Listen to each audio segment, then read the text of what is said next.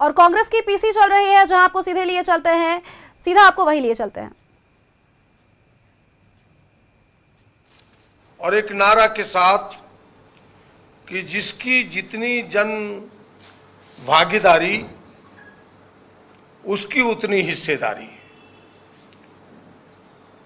यानी जिसकी जितनी संख्या है हमें उतना उन्हें हिस्सा दे विकास में, सरकारी नौकरियों में।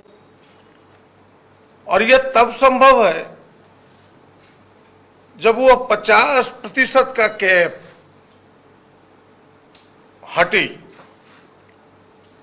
वह लक्ष्मण रेखा जो 50% का वो मिटी। और आप सबके ध्यान में होगा 1993 में तमिलनाडु की सरकार ने अपने विधानसभा से इस 50% की कैप को तोड़ते हुए, इस लक्ष्मण रेखा को मिटाते हुए 69% वहां आरक्षण दिया था।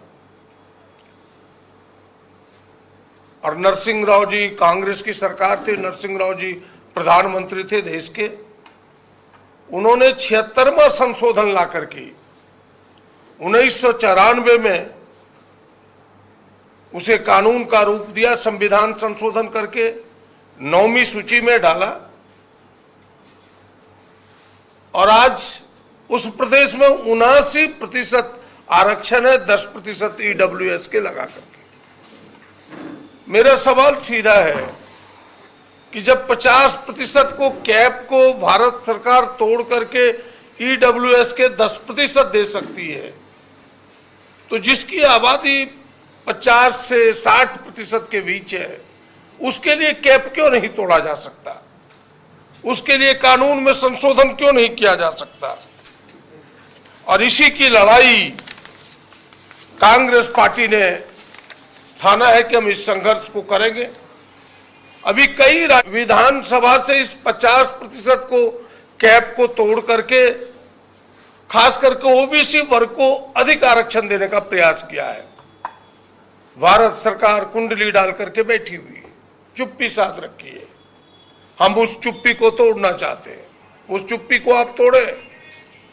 सच में अगर आप इस देश के एक बड़े वर्ग के लिए कुछ करना चाहते हैं तो उस लक्ष्मण रेखा को आप मिटाएं।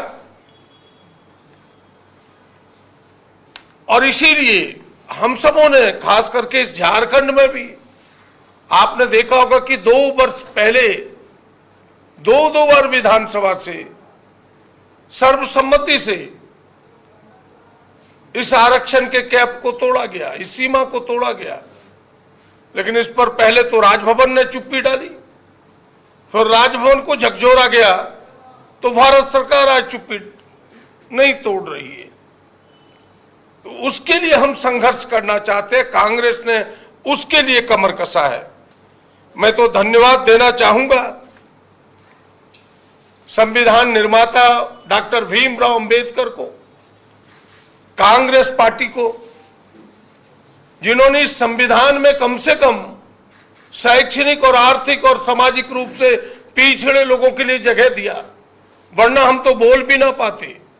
अगर भारतीय जनता पार्टी का शासन देश के आजादी के बाद उनके हाथों होता तो यह जो वंचित समाज है, दलित, पिछड़ा, आदिवासी, आज कहीं का नहीं रहता।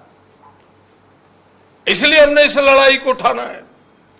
और आज झारखंड में आपने देखा होगा कि हमने इसको आदिवासियों के लिए 28%, दलितों के लिए 12% और पिछड़ों के लिए 27% की अनुशंसा की है। यानी कुल 67% की अनुशंसा है। 10% ईडब्ल्यूएस को लगाए तो वो 77% है। उस पर कुंडली डाल करके बैठी।